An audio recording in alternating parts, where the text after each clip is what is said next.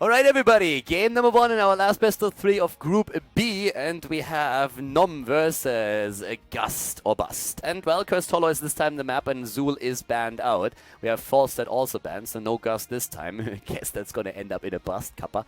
Yeah, so at this point, I mean, Falstad and Khaldor, of course, like has too much control over the objective and also the two bosses that you have there. This is one of the main reasons why a lot of the teams are getting rid of him during the bans or pick him very early.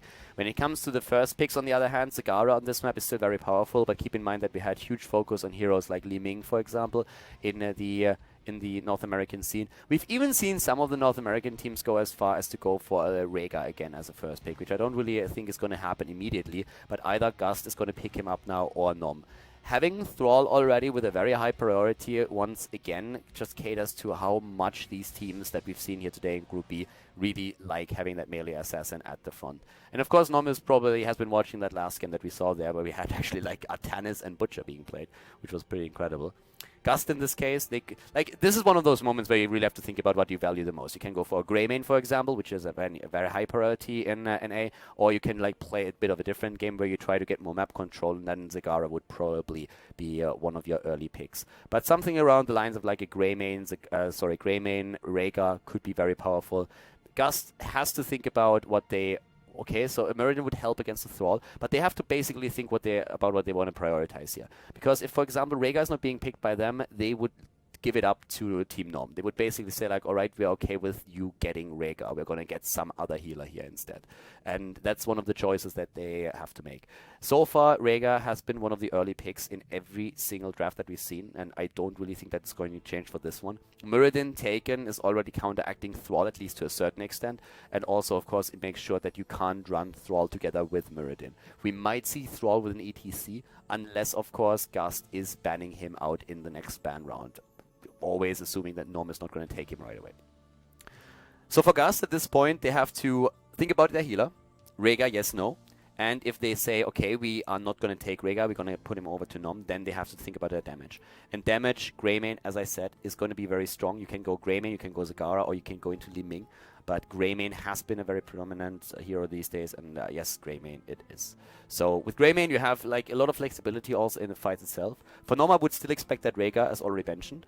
And with Rhaegar, to be quite frank, I really feel like you need a damage dealer at this point. Yes, if you go for ETC, you get great synergy out of that as well, but you can try and go for ETC a bit later, and if ETC is denied to you, there's still a couple of really nice alternatives, like for example Johanna, that you can just play with at this point. So I feel that would be options for them. So right now, when we're talking range damage, we're talking once again about the potential Li Ming and Zagara. Those are probably the heroes that are going to be highly prioritized in this case.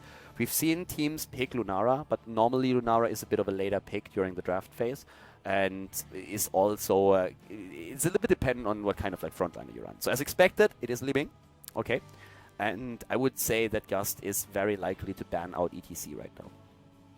ETC would definitely be a very good addition to the set, or yeah, ETC. I was like thinking for a moment if you could maybe like see a ban on something like a Sonya, but I suppose if anyone is going to ban out Sonya, then it's going to be Nom. So Nom is likely to ban out Sonya. I would say that Gust is very likely to go and get rid of ETC in this case right now. We still have Zagara around, which could be used by one of the teams for vision on the map, but you can really tell that Zagara actually like has fallen off a little bit in the way that teams prioritize her. Think back a few weeks. Zagara hasn't really changed too much, and we have seen Zagara back then either ban first or pick first, and that has changed a lot.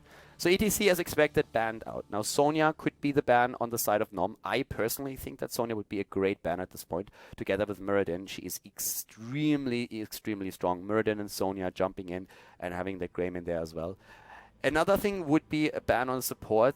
This seems what they are going for. Not 100% certain if I would agree with that. I mean, for them, it's really they want to get rid of Uther. They don't want to deal with the Divine Shield here, which is totally understandable. Personally, I would have preferred the ban on Sonya. Maybe they were a little bit afraid, since we've seen in previous games already that Illidan teased and played that they would try and go for an Illidan composition with massive support behind it. I mean, this is one of the maps where we in the European scene even go as far as picking an Illidan together with an Abathur, for example, since he can also like get the split soak on the other lanes. So I feel like that was probably the fear that Nom had, which is why they moved away from a ban on Sonya and went instead into the ban on Uther. And Gust right now go for more frontline. They have Mirrodin and they have Stitches, which is actually scary because you can go into the hook on any kind of target that tries to channel down a tribute, and then you have that Stormbolt immediately there to lock the target down, whereas Greymane puts in the damage. With that, there's a lot of stuff that you can actually pull right now. Ha! I told you, Lunara, right? Late pick with certain warrior combos, and one of those warrior combos, as we've seen in the games before, is Stitches. So Stitches and Lunara are taken. I could have seen a Tyrande. If you want to go old school, Mirrodin Tyrande, Stitches Tyrande, all of that works quite well. But then, of course, you have to always ask about the heal. Is Tyrande able to really give us the heal? This is also a map where Tyrande with the Owl build is not only going to be great for the cooldown reduction on your Shadowstalk and on the heals itself so that you get more numbers out, but also it is really just like annoying the hell out of the opponent who's just simply trying to get a tribute in finally. There's a Johanna. As said earlier, if ETC is banned out, Johanna is a good alternative. And now we are going into the last pick. And yeah, right now we have a couple of options once again. They could go Zagara.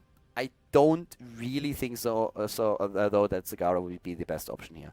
I feel like Zagara would have a very tough time against the heroes that we're seeing right now, and I personally believe that actually Zagara, I'm not sure if she can really add enough here. A Zeratul would put you very frontline heavy and keep Li Ming in a position where she is one of the priority targets, but also should have enough space. So Zeratul with Thrall, very aggressive setup here. It of course helps you also when Stitches is starting to get a hook in because you can jump in and use the Void Prison here. So they are definitely risking a bit at this point, but it should work for them. And Gust with a healer, we have in this case a couple of options for them. I mean, Karazim could go Tyrande still, but Tyrande, as we said before, first of all, she's a very good target for Zeratul. Then also like Thrall, Zeratul, Sundering into jump and burst, it's a bit too much. Karazim is going to have better chance to survive all of this, and he has very nice heal as well, so that should be working too. So guys, I guess we're going to jump into our first game here. Gust or Bust going up against Nom. It is the consolation match, so the team that wins the best of 3 series will advance together with Team Blaze. And let's waste not any more time and jump right into Cursed Hollow. Game on in map number 1 between this best of 3 series here at the end of the Storm North America playoffs. Once again, we have Gust or Bust, this time without 4 stats, so they might be busted here. And to the right side of the map, it's Team Nom. To the left side, though, in blue, we have Frozen X on Lunara. Playing Bambi, Talking Trees on Stitches this time. We're seeing Killusion on Mirrodin, Dark Chimera on Karazim, and Tomster on Greymane, the big bad wolf. To the right side of the map, it's Wrath on Johanna, the birthday boy here, 21 years old today. Skull Kid on Thrall, we're seeing Zukruk on Li Ming, Deadly Eyes on Zeratul, and Deon on Rhaegar. So, I am going to be... I think probably a very happy panda if that game continues down the same path as the last one. Talking Tree is already chasing Zeratul here. I mean, that's already a good start into the game when Stitches decides that it's time to hunt down Zeratul. Alright, so early on the aggression went, by the way, into the Slam Talon on level 1 with the extra damage here. So wants to get some damage out, which is quite understandable since they are running a double warrior frontline, and that could once again lead us into Haymaker. Haymaker has been chosen a lot more often these days, even with Mirrodins as a solo tank, but in a double tank double tank role or setup, it's a lot more popular even than that. For now, on level 1, the Rabbit Wolves have been taken here. Oh, it's a nice teleport. That was a close one. In this case, of course, you get the extra stacks on the Frost Wolf Resilience, so that gives you even more sustain that they already have. And I mean, they're running currently only 1 frontliner. It's an interesting adjustment. I mean, we have basically seen several, like 3 or 4 different builds on Thrall here already today, whereas Europe right now goes mostly for the Chain Lightning build. We are still having some adjustments there. Dark Chimera at the top, yeah, shouldn't really fall there. It's just like pushing them away here, going a bit Bruce Lee on them. And in the middle, on the other hand, the birthday boy in trouble. Level 1, by the way, with a natural perspective. Just taking that down to the bottom of the map. We're seeing still Tomster. And guess what? Zukruk still poking here. Blizzard in the last patch, of course, made sure that Li Ming now, especially with those missiles, is not able to do as much damage against the structures as she was able to do before. So now it's 50% with the missiles. But she is still able to poke from a safe distance, and there's nobody to help out. And he's going to take those towers one way or another, and that's exactly what we're seeing here. So again, the jump at the bot lane, good rotations, and the kill. it is the blue team that is going for the rotations here. And Gust or Bust was able to win a series against Nom with a 2-0 already earlier today. And now they are going to try to do the same thing once more. I mean, at this point, it's just rotations that they have with the 2 tanks. There's the Hook, the Stormbolt, and damage on every lane that is present that they can use to just make sure that they get their early kills in. The teams are both on level 4 now, and we're going to very soon see now the first curse, or the first tribute at least announced. Already, we're having a Triumvirate taken here. You're seeing at the same time the Master Warblade. Now this is an interesting talent. I mean, you could go for the Warble Blades, which is actually something that we see most of the time, and usually the idea is that you really stick to a target. Considering that we currently see not only Greymane, but also in this case Lunara on the opponent's side, I would have expected it, but he wants to go for the auto attacks no matter what, and in this case the Master Warblade is being chosen. It's basically a focused attack version of Zeratul. Already, Feral Heart has been claimed as well, and we have a Healing Ward plus Thick Skin. Look at that, no cocktail build. Perfect Aim on level 1 has been replaced by a lot of teams in their Greymane build, but in this case it's actually more of a melee style that they are playing, and that is a bit surprising. Greymane in this case has already been eliminated, and that is an early tribute for Team Nom. Damage against Stitches, well, and yeah, they are able to get away at least for now. So currently, at this point, we have down to the bottom of the map one camp starting to take down more structures. And I mean, this is like perfect timing here for them. So it was really well done. The team took this camp over here at the perfect time. Oh, look at those cute little piggies, by the way. What is that? I didn't even see that before. But yeah, great timing here for that Siege Giant camp because they were able to take down the second tower. So that's ideally what you do with the camp. Oftentimes, camps are only taken to take the camps. It can help when you take it away from an opponent. It keeps pushing lanes. But ideally, you try to just like combo it off with something happening on the map. You going for a boss, your opponent being somewhere else, you trying to force a fight in a different lane, an objective spawning, and then you will get extra value out of it. And in this case, it gave them a few structures. It's nothing too crazy, but these things over time add up. Now we have still a slightly inexperience for the blue team, and they have the level 7 slightly faster because of it. But the red team with that first tribute. And Muradin actually going for the cooldown reduction once again. So great talent one way or another. Already Putrid Ground being chosen here. Tenderizer and Nature's Culling. That is going to be a massive amount of burst that you have, especially against any kind of structure, of course. Greymane at the front. No level 7 talent for him just yet. Lunara is starting to jump in. Here comes that hook. Cleansed out on the other hand. Great play by Rhaegar. Well done. But Wrath is about to fall. Gets away, and Tomster is so low, but it's Zeratul that falls first, and thanks to the Healing Ward in position, Tomster is now back on 8 points. They jump in again, and Talking Trees, wow, is able to escape. Oh my god, I don't even know how he did that. 3 kills overall. Talking Trees is there, and wow. Was so close. If he doesn't pay attention at that moment in time, then he's down. But yeah, it's a triple kill. They are able to get that. 4 kills against 1. Very, very well done here. And well, in this case, we have on level 7 now also Seeker taken. So still Ride the Lightning taken on level 1, so you can hit a few more targets. One of the cool things, oh, they're actually starting to collapse on the top lane, where we have Dark Chimera dashing away, Frozen X still gets slow, dashes again, had 2 charges ready. Bambi is still poking a little bit. And yeah, we have Wrath already with Night Takes Pawn on level 1 trying to just like help a bit out with the wave play here. All in all, the story here is of course that we still have a very dominant position on the side of Gust or Bust. They have level 9.5 versus level 8, meaning they're going into a very early level 10. They won't be able to go for a Cursed Tribute on level 10 because one of the tributes has already been taken by the red team, by Team Nom. But they're still able to just like run the map a little bit, and that's currently the idea. They're trying to set up this trap for a hook, but it didn't really work because Leon was paying attention to his positioning. They go for that Wisp bait. That didn't really work out, but nobody chased that Wisp down, so we have on level 7. Look at that Worgen build, by the way. Going full Worgen here. The Wizened Duelist has been taken, so that is an interesting one. So that's actually like pretty cool. It's also a bit ballsy.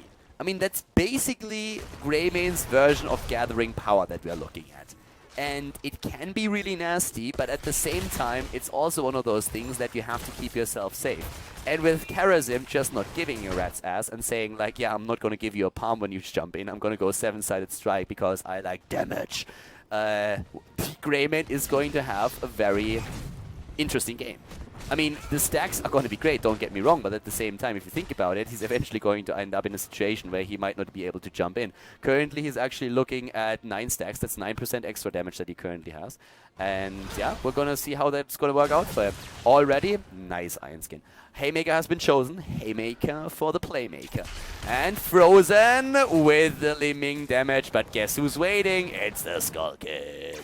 Dancing Lunara is dancing. Locked down and gets away. They're going to try and play Wacky Lunara here, but so far she was able to escape. Here comes the Condemn, but already, yeah, Iron Skin had to be used. I mean, Johanna was about to fall here. Tomster is low, but they get their kill, and that's now 12% extra damage already on Tomster.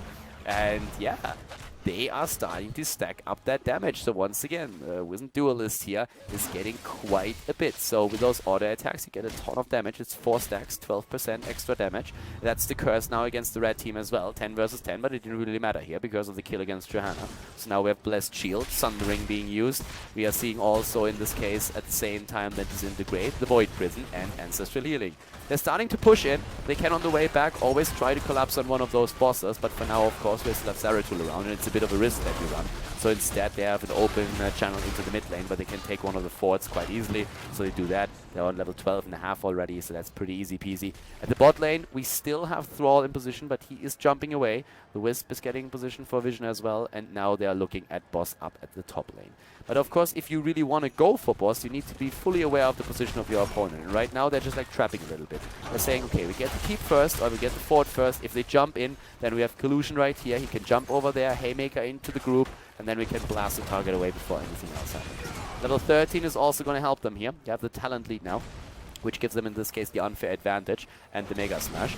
And they go for boss. They don't have too much vision. They have vision on Thrall at the bot lane, so they know that there's a maximum 4 players up at the top, but they still need to be careful. Wrath, there's the hook, but keep in mind that we have that Void Prison there. Thrall is on his way. He will be too late. Void Prism is there. Collusion wants the boss, but are they going for it? Yeah, they're going to get it. They're going to get it. Haymaker has been used, and now the kill again. Oh, God, too late. Too late, dude. Too late on that Ancestral, and he is dead. And in comes again the hook against Wrath. And this is another double kill. 6 stacks by now on Greymane with his level 7 talent, with his Duelist. So now he's at 18% extra damage. And we have, besides that, like, let's talk about damage for a second.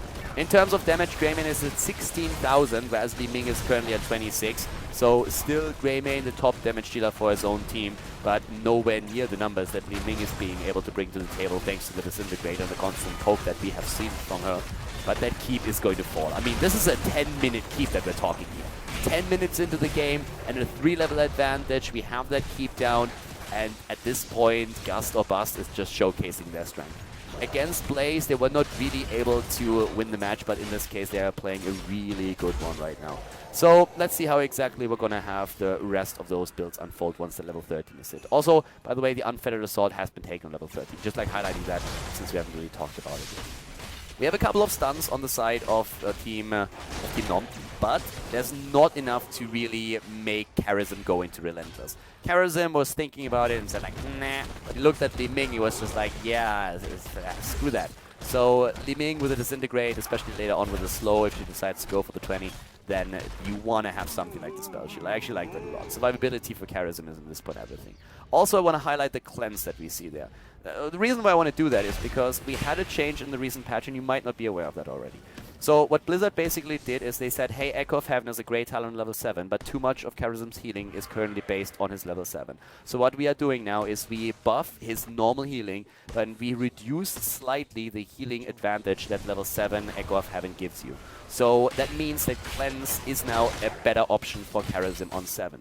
Before that, it was always the big problem that if you went for Cleanse, you lost so much of your healing that Charism basically became a healer that just couldn't bring the numbers in. So that's a huge change that Blizzard made, and it's making Charism so much more viable in a lot of situations where a Cleanse is just simply needed. Boss taken, so it's a trade. They traded one tribute up at the top lane for a boss, and I mean, I take that any day. So they have level 16 versus level 13 at this point. Again, the Restless Wolves have been taken. Synergy again with a level 1 talent. And we are having, besides that, also Wormhole. We're seeing Johanna with a Burning Rage. Stitches not going for Fishing Hook or his Slam talent just yet. Also on 16, the Alpha Killer right now. Johanna, you are gonna have a rough match. I'm sorry to say, girl, but you're not gonna have a lot of fun here. And after Mega Smash, now the Pulverize for the slows. And that could have actually led us into like Executioner style, but yeah, Worgen decided to go instead into the Alpha Killer, which I suppose isn't really too bad. I mean, that's a great talent to take, don't get me wrong, but I feel like you could have gone for Executioner as well if you're already going into Stitches with the added slow. Uh-oh, Johanna! Oh, the heal! And they get it, but the keep is down. Once again, the Worgen jumps in, Stitches low, the kill against... Oh, the double kill! They want to finish it! And look at Worgen with that damage output, 22k jumping up here. They want to finish the game. The hook is good. They take down Rhaegar, and this is going to be the end of game number 1. What a complete disaster for Team Nom. Wow, that backfired hard for them. Great play by Gust and Bust, and they take game number 1 in the best of 3 series.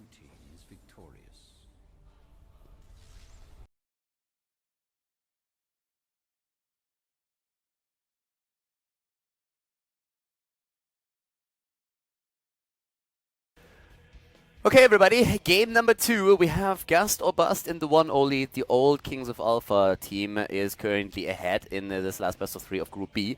Team Nom on Dragonshy, it's actually like their map choice. This time a more normal map for map number 2. And it's going to be maybe even a ban on Falstad, thinking about it.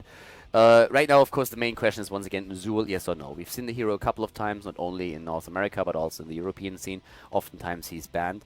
Zeratul is being banned out here first. Falstad could be a high priority for a pick now for Gust or Bust.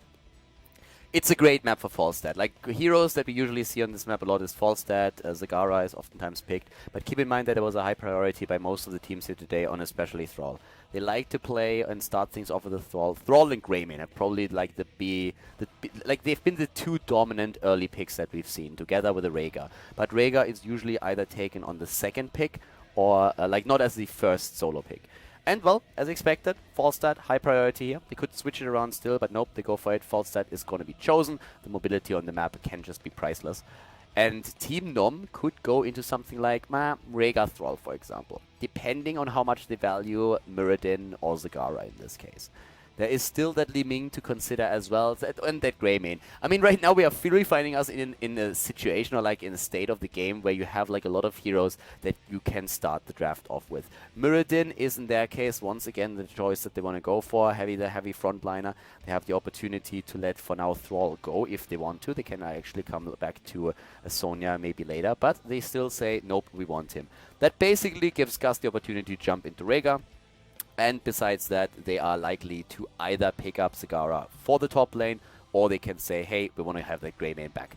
So that's probably the 2 biggest choices for them right now. For Nom, it could have been one of the ranged heroes here for sure. They didn't really have to go into Rhaegar at this point, but Rhaegar plus Mirrodin, of course, have a lot of presence at the front line if you want to push that back. So for Gust, I would still say that Rhaegar is going to be, for sure, one of the 2 picks now.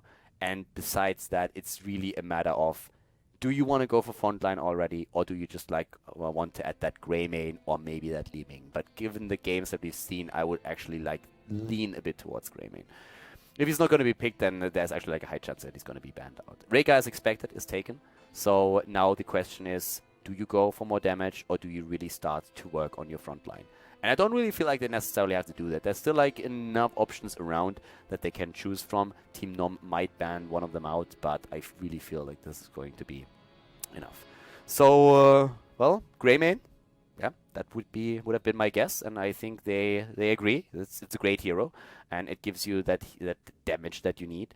Falstad plus Greymane equals a lot of ouch. And okay, switching up, really working on the front line here. Jaina. Alright, Jaina, a bit unexpected. She has fallen off a little bit, not because she's bad. She actually got buffed, but she is one of the heroes that is a little bit of a one-trick pony with the burst damage that he pushes out. Greymane is oftentimes prioritized by the teams. Surprises me a bit that they go for Jaina now, and it makes me wonder a bit. Like, I would go for an ETC ban, to be honest with you. I would ban out ETC. Like, Jaina, just like that Jaina pick that screams ETC to me. So I would probably try to get rid of ETC at this point. Unless, of course, Team Nom wants to pick him. That's the thing, they could do that. There's still Greymane, Li-Ming out there for damage, so there is options that you have. Support is something that Nom needs as well. I'm not quite sure if they're really going to go into a double front line. For Gust, it's either going to be ETC or Johanna, in my opinion. I mean, theoretically, you could go into some kind of like Apocalypse combo Diablo, but I don't see it happening. So Greymane taken away. That means that Nom actually doesn't want to take him. Ha! Look at that. I would have bet money on them jumping on the opportunity to play with Greymane, even though they already have Thrall at front line. Now I'm really curious to see if they go for ETC. Because that Jaina pick really tells me, hey, they want to go for ETC. That Mosh Pit with the Ring of Frost, oh boy, that hurts. Zeratul is already banned, though. I would have said that they're going to go and try with their luck with Zeratul. A Li Ming ban would put a bit more pressure on Nom's range damage choices. They could go into Lunara, and they could still also like aim for something like a Zagara here on this map, which is of course powerful. I mean, we talked about the top lane pressure. But they are limiting heals. Could see both. I mean, Li Ming would be a good ban, but if you want to limit the heals, that works too. Morales has been banned, so that leaves us with Karazim as an example of what they could go for. I would still expect Li Ming for the backline. We could see... I wouldn't really even pick a heal right now. Again, it depends a bit on how they want to play it here. I mean, if you want to play Zagara, for example, you can do it. Lunara, okay for them. Oh, Lunara, Sonya. So Thrall is going to be taken by Gust or Bust. They get the... sorry, not Thrall, ETC. They get the ETC. And Lunara, Sonya now with Thrall. That's going to be a charism. That has to be a charism. I mean, with this setup, if you don't go for charism, then you're a little bit crazy. I guess you can go Uther. I suppose you can. Divine Shield on Thrall and Sonya. Charism is getting insane healing numbers out with that setup, though. So I don't really see a reason why you would go away from him. Oh, Johanna over ETC. All right. I would have thought that they prioritize ETC. Maybe at another support. They've played Rhaegar. We've seen Rhaegar and Tyrande already. But ETC with that slide, with that stun, positioning, getting maybe also that Mosh in would have been nice. I suppose they just decided there's too many interrupts against Mosh with Sundering, Muradin stun, and Sonya Spear. Potential leap, so that they try to get rid of that. And we have a Vala again. After the changes, we have actually seen Cloud9 play with the multi-shot build still. And it is the Uther. Okay, Uther over Charism. This is again a bit of the choices and differences that we have in the meta. Europe would have chosen a Charism 10 out of 10 times in this situation. Make it 9 out of 10, just to be safe. But Uther adds the Divine Shield on Sonya and on Thrall. The good thing about a Charism in this position would have been that you get a lot more heals out of him because everybody is so close at the front line and you can just like dash away, you have a bit more mobility. And that would have definitely been a thing for them. It still surprised me a little bit that we don't have any ETC whatsoever. I feel with that J-Net would have really worked. Johanna, of course, capitalizes off the Condemn that she can use together with a Blizzard, so that isn't too bad either. And I'm really curious to see how Vala is going to work out right now, because in theory you can just like move into an opponent. I suppose that we're going to see Conviction on Johanna on level 7, then you move into the opponent to try and condemn them in, and then you go for Rain of Vengeance and you can use the Blizzard. If you want to go that style. I mean, that is of course like the dream scenario, but we have seen a couple of Vala plays since the patch that has buffed Rain of Vengeance and has taken away some of the damage on multi-shot. We've still seen the multi-shot build with Strafe. So it's still an option. It's not as powerful as it was before. Strafe is still the same, but multi-shot is a little bit weaker. But you still get the control over the fights. And with such a heavy front line that we are seeing right now, Uther, Sonya, Thrall, Muradin, having composite arrow and then also the frost shot is actually not too bad. I mean, of course, on Dragonshire you can go into the arrow build, like no questions. That is a great build on this map. But if we're talking about like the potential multi-shot build, it's still strong. It does a bit less damage, yes, but hell, you get that frost shot utility with the composite arrow still, and that is great. And you can still go for poke on level 3 with the arrow. So there is a lot of options how you can play Vala these days. All attacks got buffed as well, so that helps. But I guess we're going to find out. Game number 2 going to come up. Gust versus Nom. Game number 2 could be the last one, so guys get ready. We are going to jump straight in to Dragonshire. Game number 2, everybody. We are ready on Dragonshire. We have the second game in the best of 3 series and currently the 1-0 lead for Gust or Bust. To the left side of the map, Team Nom Nom. We have Wrath on Muradin in blue, Dayon on Uther, Zugrok on Lunara, Skull Kid on Thrall, and Deadly Ice. on Sonya. To the right side of the map, it's Gust or Bust with Frozen X on Vala, Killusion on Johanna, Tomster on Falstad, we have Dark Chimera on Rega, and Talking Tree on Jaina. Personally, I'm very okay. We have a full build into Arrow, apparently. Siphoning Arrow on level 1 has taken. Vala, of course, was changed.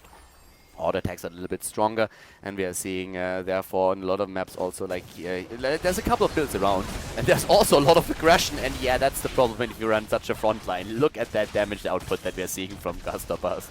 Team Nom for a moment was like, we got this, and they run in, and then immediately it's just like Blizzard, Arrow, Condemn, bam, Falstad with the boomerang, and everybody's like, retreat, and they're running away. And it actually looked for a moment like Lunara would die here.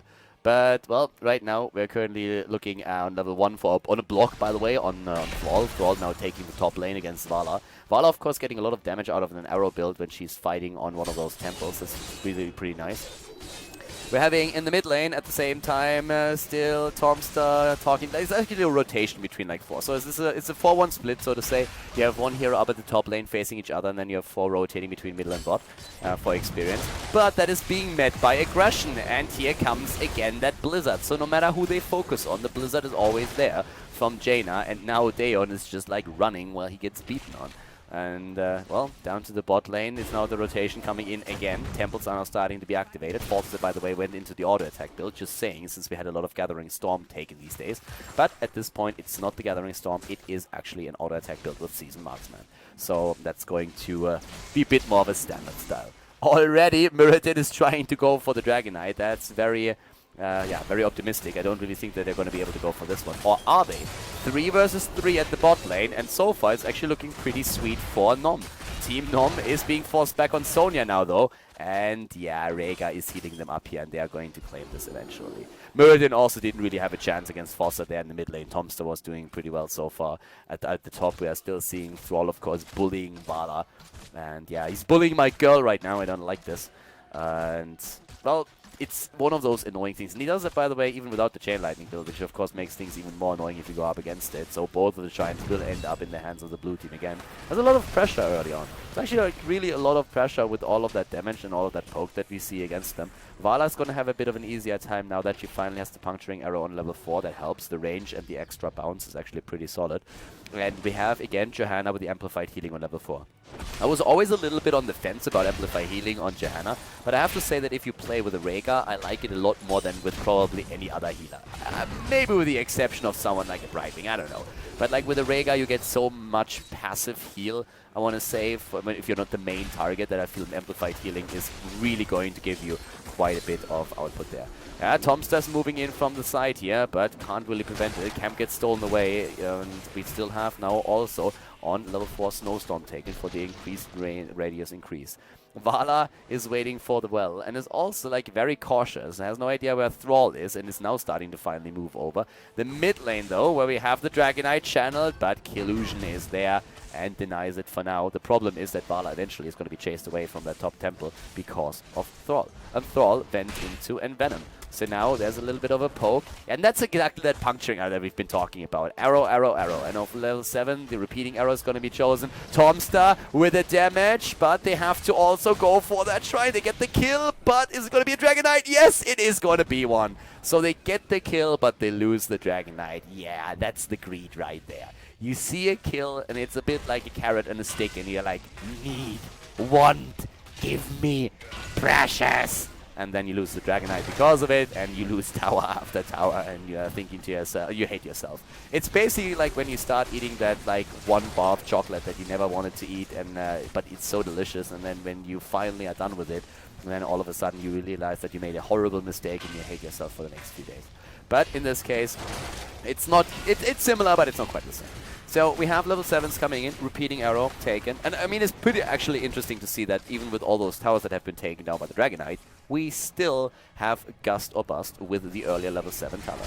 But both of the teams now on their 7th already. Wrath is moving away again. Besides that, secret weapon, power throw. I mean, auto attack build and Falstad. We basically know exactly how that's going to turn out for him.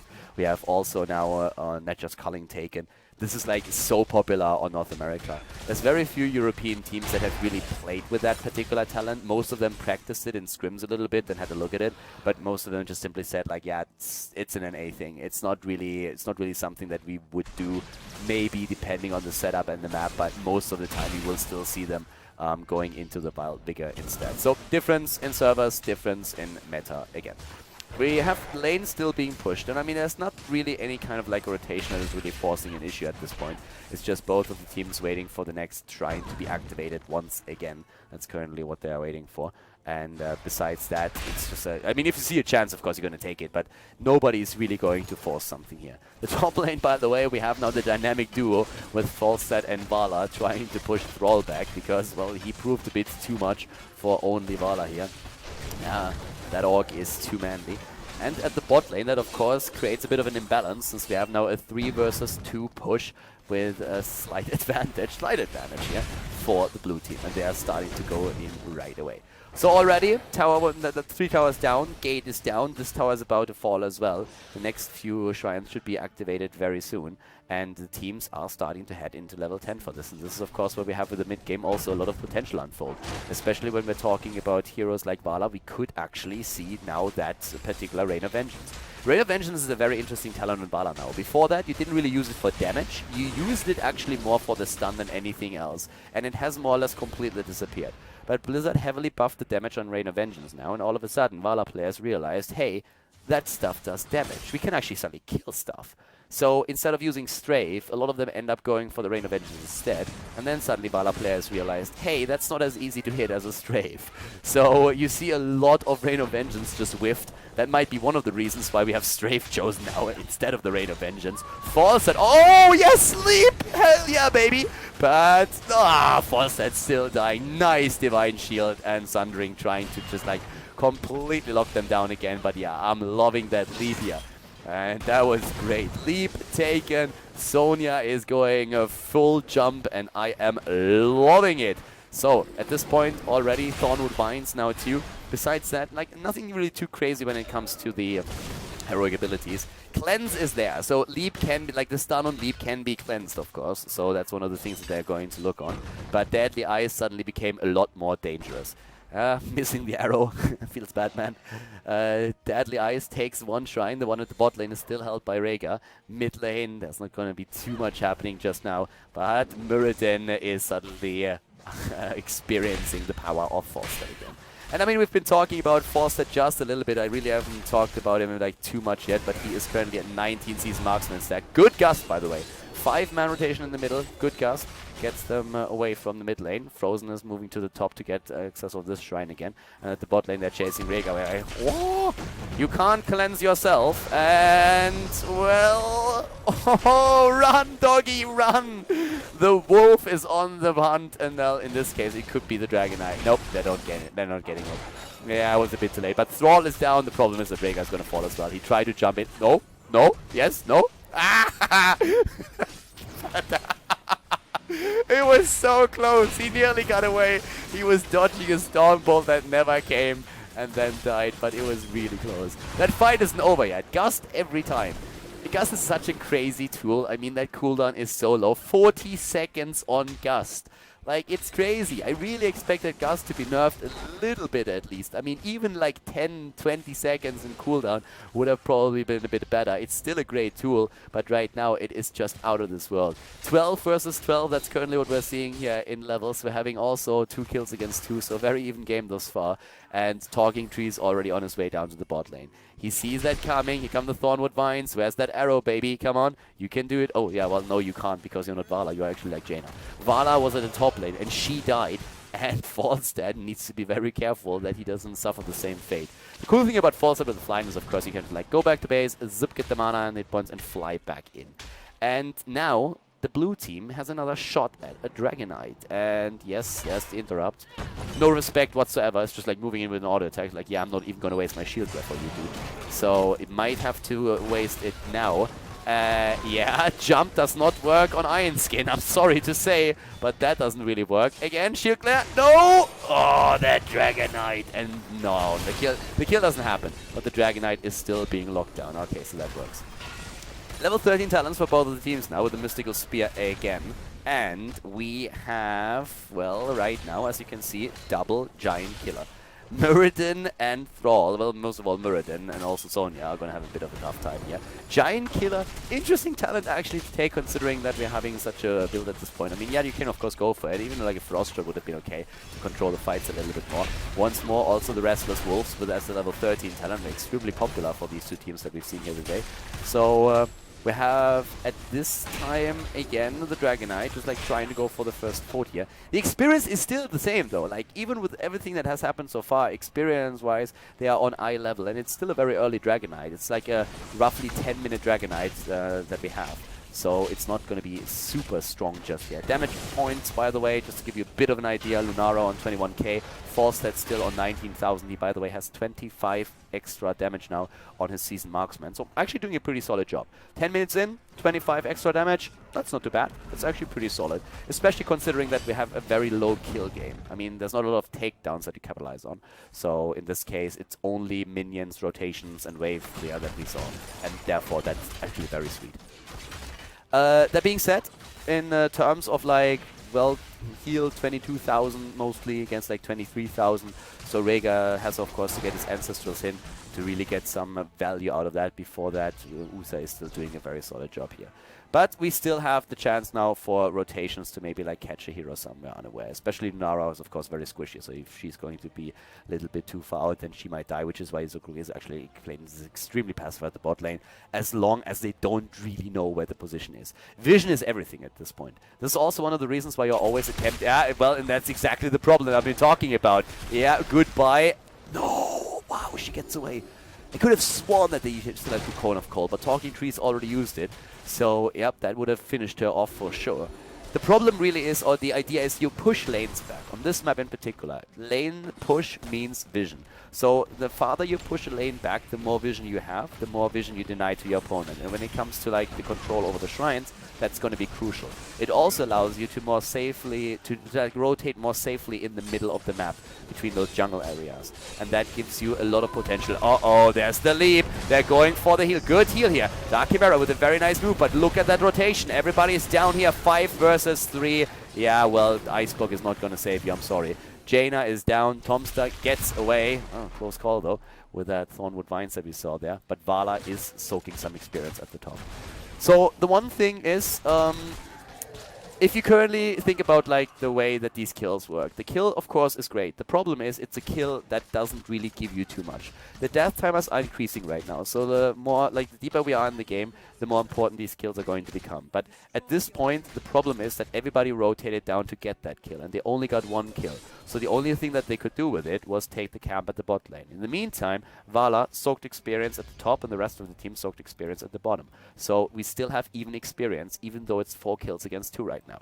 And Jaina is now back and can help with the defense, so that's very crucial. Once again, we could see that leap in another 10 seconds. It's still in cooldown, Sundering as well. They get a bit of pressure now with those camps that they were able to take, but that's where Jaina comes into play. And this time it's Vala with a strafe, and that's the stun right there. That's what you needed, of course. Vala's still alive though, and she has of course the arrow build that gives her a lot of hit points back. Here comes the leap, but Sonya needs to be super careful because at this point she's starting to run into a bit of trouble. The level 16 talents, as you could see already, the numbing blast had been taken. We have also locked down with a totem on Rhaegar, and we have Ride the Wind. Don't see that too often. Very fast, actually, at this point. So this is actually going to be pretty incredible to see Thrall just like zip through these lanes. Face checking the bush here. Tank, well, it's a job. So could have done that with a shield, I suppose, but had everything ready to negate the damage. And that's the lockdown that we've been talking about. Nice move with the Mystical Spear, though, but the Divine Shield had to be used. Oh, Mighty Gust. The problem is, look at that Lunara damage. She goes in, but the kill against Sonya. Everybody else, on the other hand, is also in trouble, and that's the kill against Falstad. Whereas we're seeing Johanna die as well. A 1-for-2 trade. And thanks to that totem, they are able to save the rest of the team. So that was an important move, and it could mean Dragonite again. It actually should mean Dragonite again, because they have the top controller already, and over here in the middle, if they burst Thrall away somehow, then maybe, but it's still a 3 versus 4 for a long time. Vala is going to try and take the top lane. Yeah, well, okay, that's the worst case. I mean, like, not only do you lose the Dragonite, you are potentially losing a hero. Yeah. So, I've been talking a lot about, like, how a kill at the bottom of the map with 5 here, like the Duke, you like got with 5 heroes doesn't give you too much, or no, not necessarily, and that's definitely true if you're banning the other lanes and you lose experience. The problem is that now things are starting to get out of hand.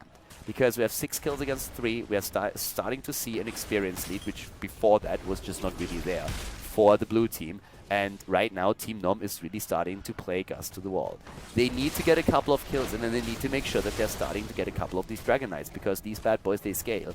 And right now, they're getting stronger and stronger and stronger. And every single wall that is being busted right now delivers more experience points into the hands of Team Nom. And that means that Team Nom will aim for 20. And with level 20, they have a great chance to drop the first few keeps here. Actually, at this point already, they can start to put some pressure on them. Team Nom, with the plays, starting to still move in here. They haven't lost a single fort, by the way. Not one. Not one fort has fallen for them. But they're going to lose that Dragon Knight. Yeah, well, Skullkid is trying to get a bit of damage on that keep, but the problem is he has to go deep in for it, and there were no real minions in the range of the keep, so the shots and the slow hit the Dragon Knight, so they lose it at this point. They got the wall, that helps them, but yeah, still. So, that being said, we are going into a bit of a chase there. Nice Wisp use, by the way. Like, overall, the Wisps have really been on point. You always try to get at least a bit of vision out of that. Illusion, wow! Like, balls to the wall, moves in deep for this one, and well, there's again... Nice Thundering jump into the backline. Here comes that Ancestral on the tank, but Ice Block on Jaina, and Muradin is jumping in as well. Goes for the kill, and they take down Jaina. Here comes the strafe though, and this time it's not interrupted for a long, long time. In the end, they lose it though, and they lose way too much here. Double kill against them. Frozen is also slowed down and will fall. Turns around, tries to get a kill, and gets it against Lunara. At least trades. So Vala realizing, hey, I'm gonna fall here anyways. Let's turn around and try to kill this, because well, if I don't get that kill, I'm gonna die anyway, so I might as well. And they get the kill in, so that was cool. The RNG gods definitely working with the arrow here. The problem really being that level 20 is now there, and now we have a double Siege Giant camp. 4 Siege Giants starting to go for the keep. This is going to be key. I mean, let's not kid ourselves. For that to not be a keep that is being destroyed, somebody has to really screw up. Mighty Gas is going to delay it a little bit, but with 4 Siege Giants, yeah, this thing is going to fall. I'm a little bit surprised that Skullkid actually doesn't commit a bit more. I mean, yeah, he is low on mana, but still. Go in, burst it down, and just move out. Just move out. Gust is down anyways, can't fly behind you. Have your heroics up, so that works, so why not go for it? So at this point, that's what they're doing. The first keep is down, and now the job... This is basically now the job of... Okay, the job of Team Gust is to get experience right now. Get level 20. The job of Team Nom is to capitalize on the advantage that they have. AKA, get a Dragon Knight, or burst down and keep somewhere. At least get the fort at the top lane. It's not really a massive time window that they have. It's not like they're having like a ton of time, like minutes or anything. So actually their window is closing like fast. But what they really should do is try to force a battle before that, or at least try to force maybe a Dragon Knight. And the counter play that we're seeing on the side of their opponents is actually to move around with 5 heroes on the map, trying to rotate so that they always have control of one shrine at least that allows them to deny the Dragon Knight to their opponent. And that's what we're currently seeing it. The problem is they could run just barely... Yeah, it's going to work for them. It's going to work out. But yeah, over here, camp is being taken away. Level 20 is starting to close in. Rhaegar has to move away, and this is the time when they have to go into the middle. They have to move into the middle right now, and Sonya's already on... Johanna's already on her in position, but she's completely isolated, and they don't have 20 yet, and that's going to be DK, and that could be game.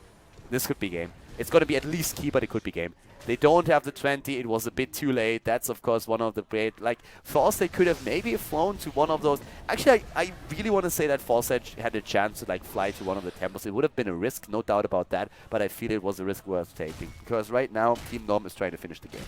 Level 20 should hit during the fight if they can just take a few of these minions away, but this is going to be a 19-minute Dragon Knight going straight for core, and all their heroics are up, and that means cleanse, that means like leap, that means also Thundering, and it's going to be really strong.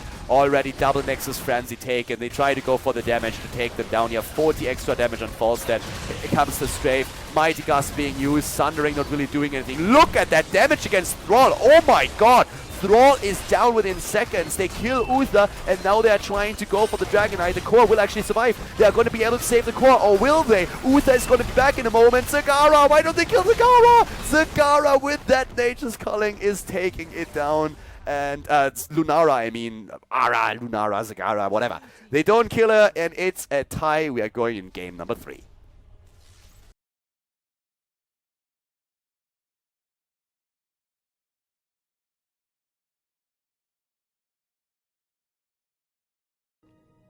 Game number 3, everybody. And well, once again, what we saw in the last map was actually pretty crazy. I mean, that core did die was also because they called a bit of a wrong target there in the end. Uther died. He put his Divine Shield on Sonya. If they would have put Lunara down immediately, that would have actually probably been game. And in this case, the level 7 talent with the Nature's Culling definitely made a lot of the damage that was put on that core. So if they just like burst Lunara down, one of the squishiest heroes in the entire setup that we saw for Team Nom, then it would have probably ended up in the core surviving, and they could have turned it around maybe. As is, though, we have a 1-1. Zul banned and Thrall banned in this case. Infernal Shrine is the map, and the winner of this map now is going to advance also, together with Team Blaze, to the next round of the tournament. So at this point, let's see what Gust or Bust is going for. They have, of course, an opportunity to go now for a couple of heroes that we've already seen several times today. Greymane has been a pretty constant theme. There were a few exceptions, I mean, the last game, for example, but overall, Greymane very strong. Falstad, I mean, Gust or Bust. So guess which hero they really like to play. And Falstad had his moments in the last game as well. That kill against Thrall at the end was also pretty solid, even though, of course, it didn't really like change anything for them anymore. Like, one of the things that they have to think about, again, is Rhaegar. Do you give Rhaegar to Team Nom? Yes or no? If you do that, then you have the chance to go into a Greymane. You have the chance to go into a Li Ming. Zagara hasn't really been a huge focus for the teams. I mean, oftentimes you could argue that she would be great for map control in this case now, but when we're talking about like the damage also on those shrines themselves, Greymane with the poke at the cocktail can be really good. Li Ming, of course, can also like get the poke in from a distance, so both of these heroes would be very solid, but you would give Nom an opportunity to go into Rhaegar with that Muradin and maybe even add a Sonya to the mix if they want to go for one of those aggressive styles that they already showcased in the last game. So that's definitely something to consider at this point. Infernal Shrines has a bit of a different like win scenario though than when you are talking about especially like Dragonshire. I mean, Dragonshire is one of the maps where you always like you have to spread out. You have to go for the 2 shrine controls and then in the middle, whereas Infernal Shrines all focuses on one element on the map, and there you have the team fight scenario. And Greymane, as I said, is a great choice, and I really like it here for the reasons that I just mentioned. You have that poke over the minions with a cocktail build, so that is very, very strong. And Nom will most likely pick up Rhaegar right now. The question that still rises is, what are they going to choose with Rhaegar? We have seen Jaina now played once, and if you actually want to go into something like that, you could in this scenario already work towards a Jaina composition. That would be one of those setups. Personally, I still believe that we might see a Li Ming in this case. I really feel that she would be quite strong here because you can always like stay very far in the back and to like poke with the orb, also poke with the missiles, and then get the disintegrate in as well. So as long as you don't get jumped by the opponent, you're strong. But Team Nom, they want to go for that Lunara again, apparently. Lunara is pretty solid here. I mean, let's face it, she more or less won them the game in the last match. So, yeah, Lunara it is again. All that poison. And for... this is actually starting to shape up to be the exact composition that was played in the last game. Ban on Sonya incoming. Just you wait. I mean, of course, Thrall has already been banned out. And it looks like Team Gust is actually a bit afraid of Cho'Gall, for very good reason. I mean, Cho'Gall is very strong on maps where you have like one single focus point as the objective. Cho'Gall is not so good on a map like Dragonshire, for example, as you can imagine. But on this map here in particular, he actually likes shrines, as he does also on smaller maps like Tomb of the Spider Queen. So banning him out is definitely like a solid choice. It can be very annoying to deal with. Even though a lot of teams act simply with a Nubarak as a counter to Cho'Gall because they go for the Web Blast, then focus on the rest of the team, burst 1-2 targets down, and then they focus their attention on Cho'Gall himself. Nom with a ban on Uther. That leaves Gust now with a few options. I mean, we have seen... actually, I don't think we have seen a Morales today, but what we have seen are Charisms, we have seen combos with Tassadar, Brightwing even, not in this setup though. And we also have with... my money would still be on Charism, I would say. It depends a bit on what they want to play right now. I mean, like, okay, granted, I mean, depending on what they want to play at this point, you have to also think about Lunara, who's able to really just, like, dish out the damage. And Leoric has been picked. Okay, Skeleton Swing is going to be great here. And also he's going to be nice against Mirrodin. Then again, we might see maybe a Sonya with this. Like, the thing about Leoric is that I actually like Leoric as a tank, but I would more like him like as a second tank. Like, having him as like the only tank in your setup is always a bit of a risk, I feel. And Gust or Bust seems to go into Brightwing again. Nah, okay, I would like that Li Ming, even though it would leave Leoric in the solo tank position. But it would build a lot of damage and a lot of poke. They go for Brightwing. Not 100% certain what's actually up with that sudden increase in Brightwing picks. That's actually interesting. I haven't seen her win so far. Swanee, thank you very much for the resub, dude. But yeah, Brightwing, I don't think we've seen her win yet. Actually, was she in that... She wasn't at Butcher game, but on which side? Yes, Brightwing was actually played... okay, Brightwing won today. Brightwing actually won. My apologies. So she was in that Butcher game. There we have a Sonya right now. Okay, so Nom's draft is getting scarier by the second. Mirrodin, so I expected Sonya to be taken by Gust. I really thought they'd do that. I like the idea of having Leoric with a Sonya because I feel like if you play Leoric, putting someone else right next to him is really more or less mandatory. We have no pick on Zeratul yet, which I just want to highlight here now too. Nom with a Sonya and Mirrodin, that's scary as hell already. We've seen that in the last game.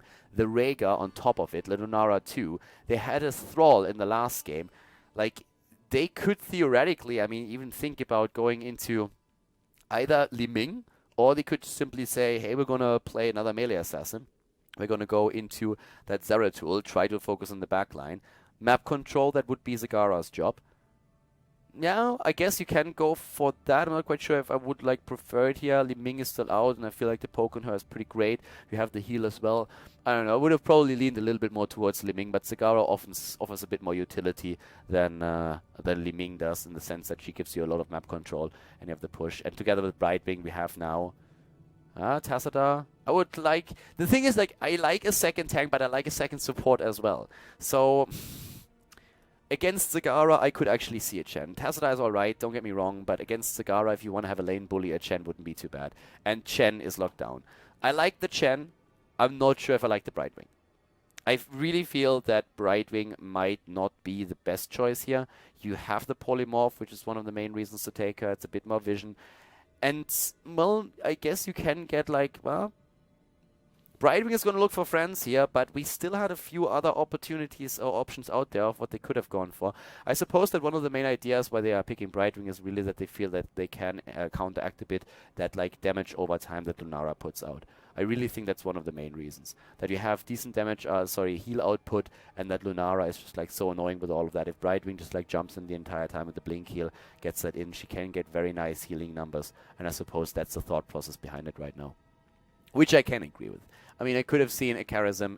Again, Charism is also very nice area heal in the sense if you plays it right in that sense. But yeah, in this case right now, Brightwing might probably be the thought process behind it. Leoric is going to focus a bit on Chen. On Mirrodin. We're going to see Chen basically bullying Zagara in the early game, which should work. And then later on, he can also go for the barrel in the setup that they're using here right now. There is a lot of potential on the setup that we have for Gust or Bust. Don't get me wrong. But Team Nom has a very scary composition again. This depends a whole lot on how Brightwing can really counteract Lunara. But I guess we're going to find out. Infernal Shrines is going to be map number 3. So guys, let's jump in and find out which team is going to advance to the next round of the tournament. Game number 3, we are on Infernal Shrines. To the left side of the map, Gust or Bust, with Leoric played by Frozen X, the blue team here, with Chen played by Killusion. We have Tomster on Greymane, Talking Trees on Falstad, and Dark Chimera on Brightwing. Brightwing back again, looking for more friends. And to the right side of the map, their opponents. Successful on Dragonshire, we have Team Nom with Zukruk on Lunara again, Wrath on Mirrodin. We see Daeon on Rhaegar, Deadly Eyes on Sonya, and Skull Kid on Zagara. So, already on level 1, the Grounding Brew. Oftentimes, of course, it's the Regeneration Master, which is the level 1 talent. But depending on what kind of composition your opponent runs, this is also a talent that we see as an adjustment. It's actually pretty solid. We have Wolfheart taken again. Ever since Blizzard started to tinker a bit with the damage on the cocktail, we are seeing now on level 1 perfect aim. Not really chosen as often anymore. Instead, it's most of the time Wolfheart. Couple of viciousness can be chosen as well. Again, also sees Marksman build for Falstad here. And, well, with that being said, we are having a couple of adjustments on the side of the opponent, too. I mean, focusing on talents overall, we are seeing now, again, the Reconstitution taken, Warpaint even for Sonya, not going into the Shot of Fury, which is still a big thing in Europe in particular. But as you can see right now, it is the Electric Charge, so Sonya is going to try and jump in. It's a 1-4 split on the map. The top lane, a solo lane play. Chen, as expected, is going to try and bully Zagara. And that's going to be one of the most boring lanes over the entire time. Chen just like jumping in the entire time. But Zagara actually already getting really ahead with a Creep Tumor game. Creep Tumor game on point, I want to say. The mana pool, on the other hand, is also pretty low. And I mean, Chen, he's just like that old drunk that doesn't care about what happens to him. So he's just like sitting there, drinking the entire time. For now, Frozen X on his Space Lord Leoric. I mean, a lot of the pressure is going to be on him in those fights. First of all, he needs to make sure that his skeleton swings are going to be on point when it comes to like the minions overall, but also pressure against Muradin. That's basically his job. Brightwing is going to be very interesting in her role in this game. I mean, one of the main reasons why we expect to see her here, or why I think she was taken, is to kind of try and counteract Lunara's AoE poison damage, which is just very annoying. So that can definitely help. We're having the first shrine activated in the middle, and a bit of a jump on Chen. And Chen is starting to just dash away, but too late. The kill against Chen. Chen can die. Who would have thought? I never knew. So that means it's already a 4 versus 5 for a couple of seconds. And yeah, well, they're going to try and poke a bit from the distance until Chen is back. At the bot lane, we're seeing Lunara versus Brightwing. And actually, Zagara is using the opportunity to start pushing the top lane. So I'm really liking what Team Nom is currently doing. They're having a 3-lane split with a lot of experience, so, but they still get ahead in the amount of minions that they're able to take down because of that kill against Chen earlier. So great rotation, well played. We're having Hardened Bones taken for Leoric, and now of course it's once again a 5 versus 5. But Zagara has rotated into, actually she moved back and is rotating into the middle now, so it's still going to take a bit of time. But already level 5, top lane, still under pressure. I mean, first tower is nearly down over here. They don't have the experience yet, but here comes the attack. 35 against 20. Gust or Bust, they have the AoE that they need on the other hand now to go for their Punisher #1. And the first Punisher is not going to do too much.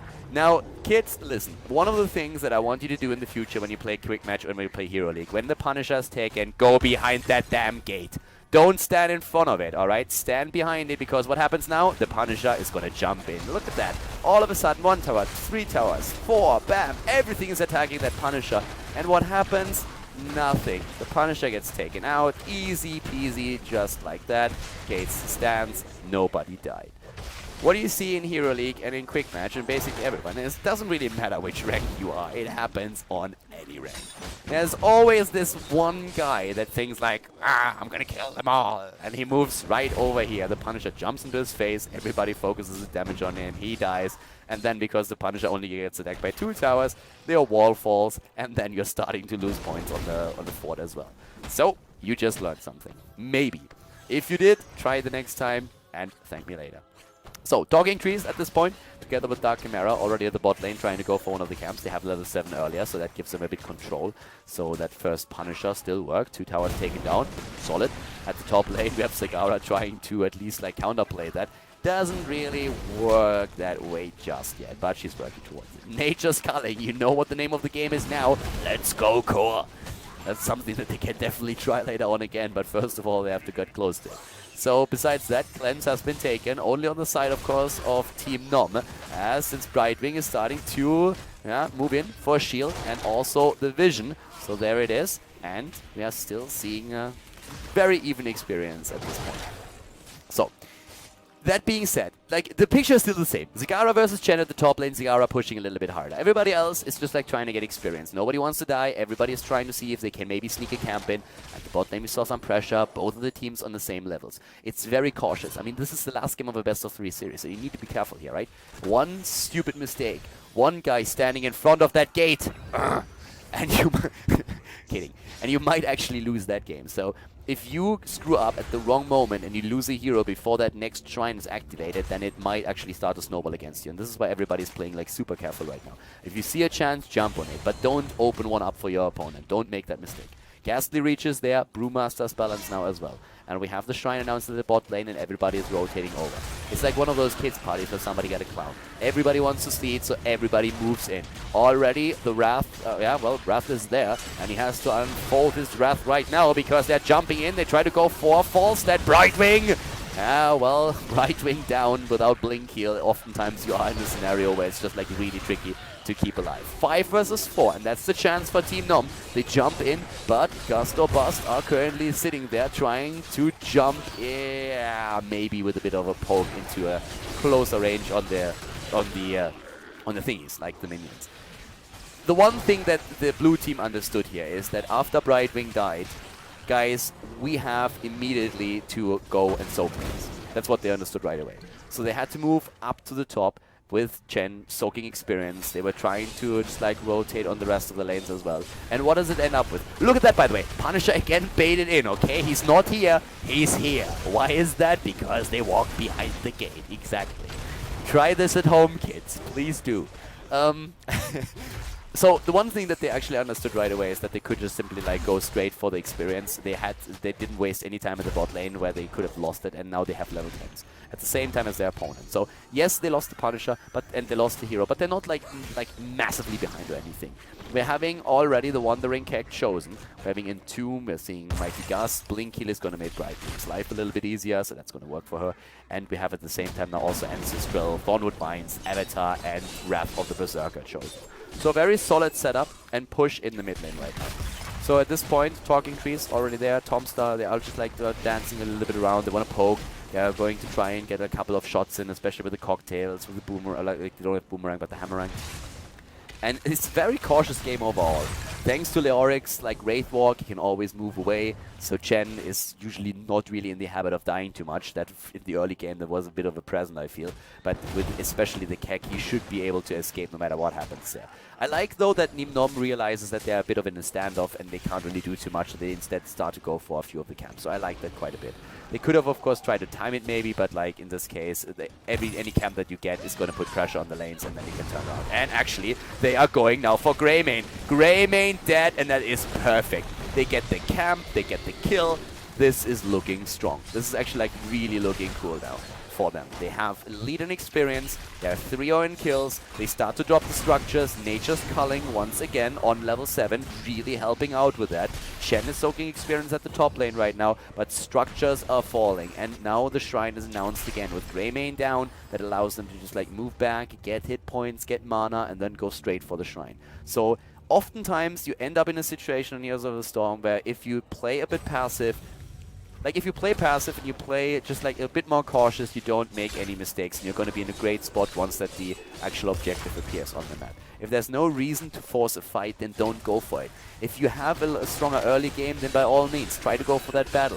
If you have an opportunity because of a talent advantage or a numeric advantage, try to force the issue. But if there's no real reason to engage into a fight, don't go looking for it. You will end up in a worse spot than you started with. So right now, here comes that fight, but they have to be careful. They don't have level 13 talent just yet. Here comes the healing. Well done here. Great play, actually. The Entomb is already out. Deadly Ice has still to move away, and he falls. Nice Keg, though. Gust or Bust with a great double kill here. Well started. Good coordination on their part, and the level 13 talent now. Of course, Lunara can still poke a little bit. But in this case, they won't be able to get that Punisher. It's a nice back and forth that we actually see. And now Gust or Bust is the one that are able to get slightly ahead. And they take that lead in experience. And that double kill was an important one. It was the first kill that they got in this game, by the way. They have nobody at the top lane. And look at Chen again. Immediately when the double kill happened, Chen said like, alright boys, my work here is done. I'm up at the top lane. If anybody needs me, give me a call. Mycel, you got that? So yeah, make sure that you just land Khaldor. So they actually time the Immortal. They are going for 83. They're going for, 39.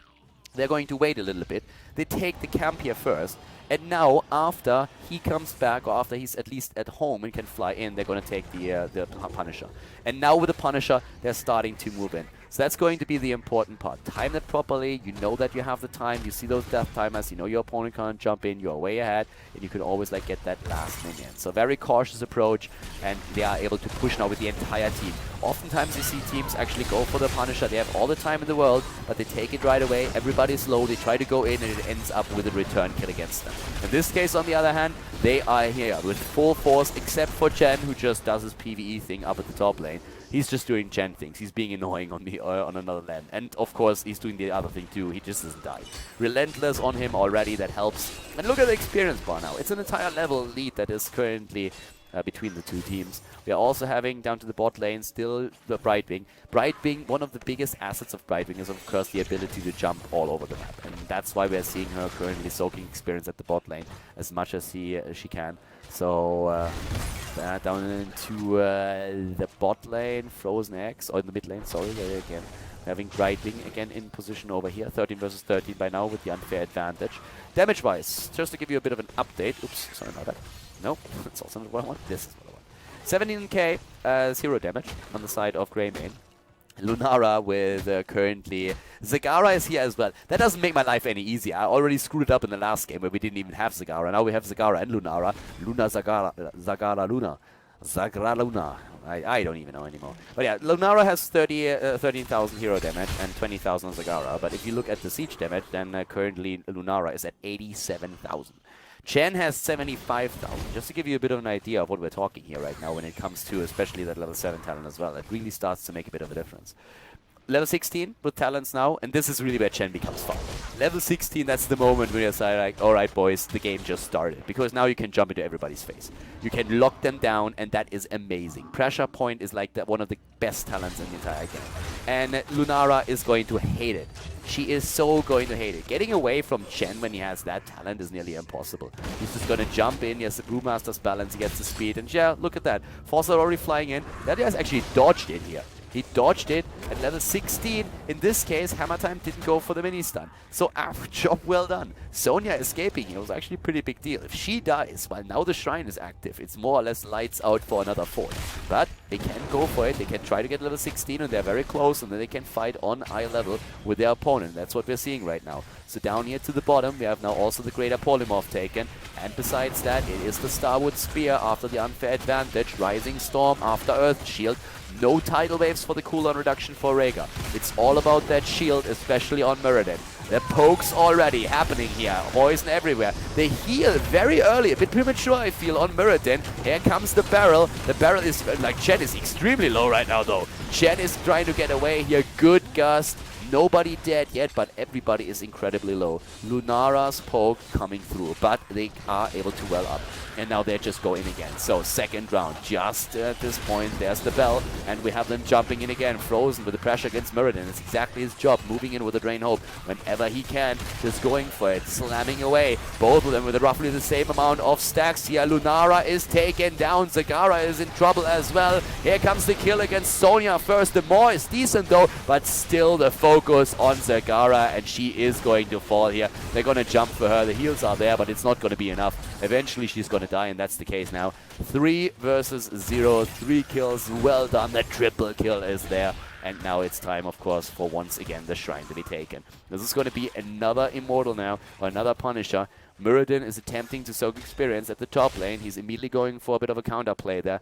But even with another camp taken. Again, the timing. Look at the timing. They're 39 of 40. They're going for the camps. They know exactly. They have a couple of seconds left. They move back with everybody else and start to fly in again. And now that they realize, hey, our opponent's going to be back in 5 any second right now, get the last minion and start to push. They push with the Khaldor camp, with a Punisher. They have everybody down here. Everybody had the time to go back, go to the well, go to the Nexus, get mana, get hit points back ready. And this is going to make this a very, very scary push. Very well played here. Cooldowns are also ready, by the way, and that Entomb is going to be a problem.